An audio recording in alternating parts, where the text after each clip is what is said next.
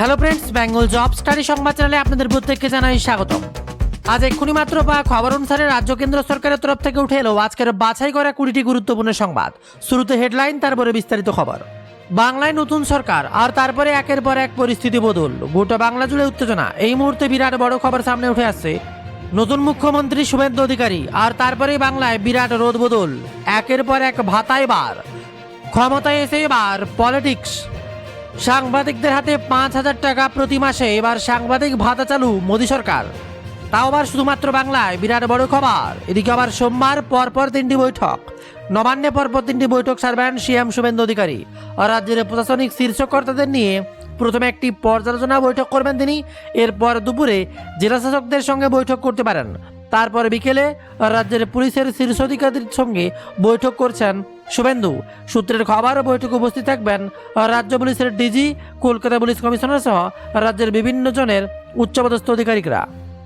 অপরদিকে বিজয়কে শুভেচ্ছা জানালেন মমতা বন্দ্যোপাধ্যায়। তামিলনাড়ুর নতুন মুখ্যমন্ত্রী থালাপতি বিজয়কে শুভেচ্ছা জানালেন তৃণমূল নেত্রী মমতা বন্দ্যোপাধ্যায়।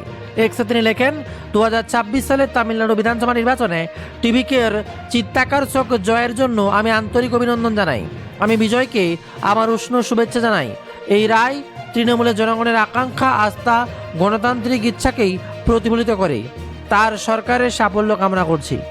আর এমনই সময় মোদী সরকারের বিরাট বড় বার্তা। জ্বালানি নিয়ে বার্তা দিলেন প্রধানমন্ত্রী নরেন্দ্র মোদী। আজ হায়দ্রাবাদে পিএম নরেন্দ্র মোদীর বক্তৃতায় উঠে আসছে পশ্চিম এশিয়ার অস্থিরতা এবং পেট্রোপণ্যের প্রসঙ্গ।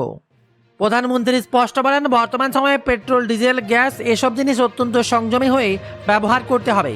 যেসব জ্বালানি পণ্য আমরা বিদেশ থেকে আমদানি করি সেগুলো যেটুকু প্রয়োজন ততটুকু ব্যবহার করার চেষ্টা করতে হবে।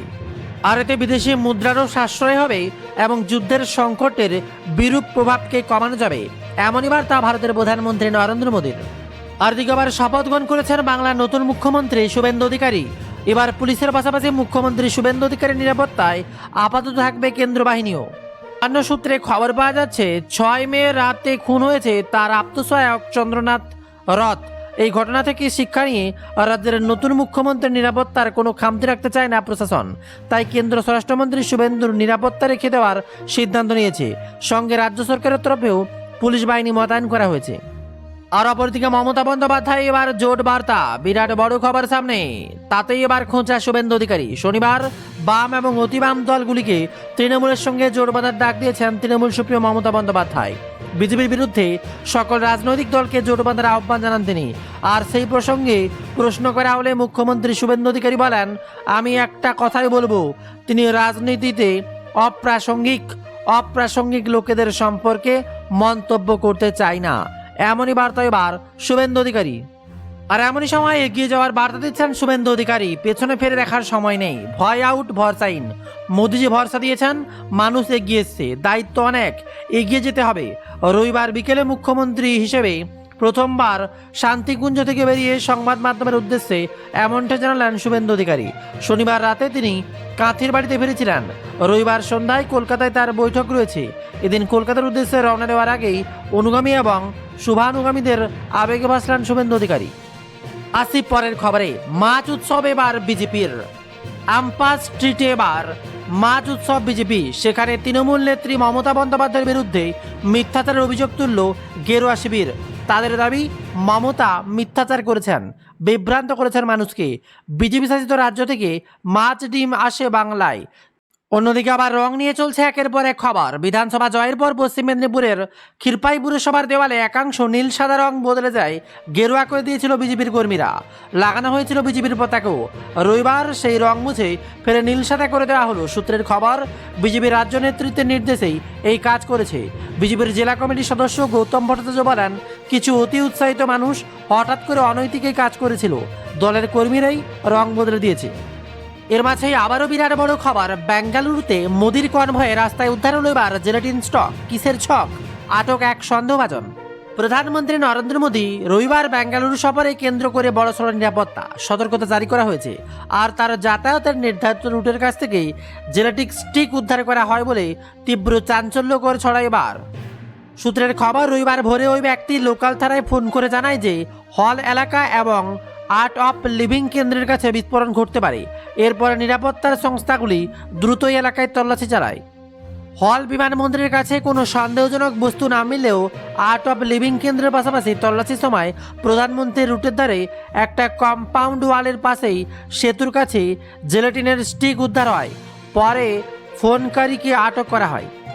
এদিকে আবার অ্যাক্টর জিতের বার্তা প্রধানমন্ত্রী নরেন্দ্র মোদীকে, আমি চাই আমাদের প্রিয় বাংলা আবারও সোনার বাংলা হয়ে উঠুক।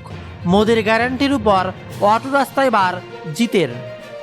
খবর আসছে অ্যাকশন রোমান্স কমেডি মিশলে একসময় দর্শকদের হৃদয় জয় করেছিল জিতেন্দ্র মান্দানি অর্থাৎ জিৎ। পরে বাংলা সিনেমায় দীপক অধিকারী দেবের আগমন আরও জমিয়ে তোলে দেব বনাম জিৎ এই তর্কাদরিত। আর এবার বাংলায় দুই সুপারস্টারকে ঘিরে তৈরি হয়েছিল বিপুল অনুরাগী মহল।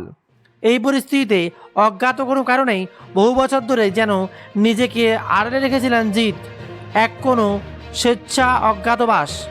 দেবঘাটালের প্রাক্তন বিধায়ক হিসেবে ক্ষমতায় থাকা তৃণমূল কংগ্রেসের খুব ঘনিষ্ঠ ছিলেন। অপরদিকে জিৎ কখনো প্রকাশ্যে নিজের রাজনৈতিক মতাদর্শ নিয়ে কিছুই বলেননি। পালাবদলের পরামর্শ 4 মে জিৎ লিখেছিলেন, বাংলার ইতিহাস রচিত হচ্ছে, ঐতিহাসিক জয়ের জন্য বিজেপিকে অভিনন্দন। আর এই বিজয় যেন অগ্রগতি ও উন্নয়নের নতুন অধ্যায় সূচনা হয়। কিন্তু রাজনৈতিক মতাদর্শ নিয়ে সেই সময় একটা বাড়তি কথাও খরচ করেননি অভিনেতা। 10 মে অর্থাৎ রবিবার দুপুরে জিৎ সামাজিক মাধ্যমে একটা দীর্ঘ পোস্ট করে জানান, মোদির গ্যারান্টির উপর তার অটুট আস্থা রয়েছে। এই প্রসঙ্গে ফেসবুকে জিৎ লেখেন, জয় বিজেপির জন্য শুধু একটা রাজনৈতিক সাফল্য নয়, মানুষের প্রতি এক বড় অঙ্গীকার। পশ্চিমবঙ্গের এমন এক ভূমি যা সম্পদ, প্রতিভা, সংস্কৃতি, অসংখ্য মানুষের অবদান সমৃদ্ধ। এই মাটি মানুষ তাদের মেধা, পরিশ্রম, আত্মত্যাগের মাধ্যমে দেশকে অন্য কিছু দিয়েছেন। কিন্তু দীর্ঘ সময় ধরে বাংলার গৌরব, আত্মমর্যাদা, সংস্কৃতি, শিক্ষার ঐতিহ্যকে যেভাবে দেশের সামনে এবং বিশ্বের সামনে ছোট করে দেখানো হয়েছে তা অত্যন্ত বেদনাদায়ক। তারপরে জিৎ বলেন, আমি আশাবাদী ভারতীয় জনতা পার্টি সরকার বাংলার জন্য এক নতুন সরকার নিয়ে আসবে, নতুন আলোয় দিশা দেখাবে।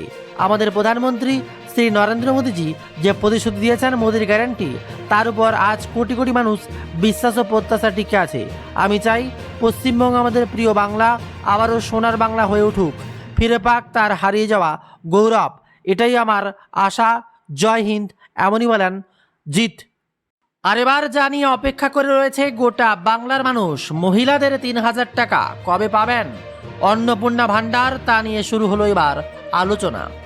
বিজেপির নেতৃত্বের অভিযোগ করেছিল, এভাবে একাধিক কেন্দ্রীয় প্রকল্প মমতা সরকার বাংলায় চালু হতে দেননি, কেবল রাজনৈতিক প্রতিহিংসা পরায়ণ হয়েছে। সেক্ষেত্রে ক্ষতির মুখে পড়েছেও রাজ্যের বাসিন্দারা। মমতা সরকারের পতনের পর থেকেই স্বাস্থ্যসাথী কার্ডের গ্রহণযোগ্যতা প্রায় অবলুপ্তির পথে। সোমবার সকাল 11:30টায় নতুন মুখ্যমন্ত্রী ক্যাবিনেট বৈঠক, স্থান নবান্নের সভাঘর। মুখ্যমন্ত্রী হিসেবে শপথ নেবার পর প্রথম বৈঠক শুভেন্দু, সেখানে তার গার্ড অফ অনার দেওয়া হবে। তারপর 5 জন শপথ নেওয়া মন্ত্রীদের নিয়ে ক্যাবিনেটে বৈঠক করবেন।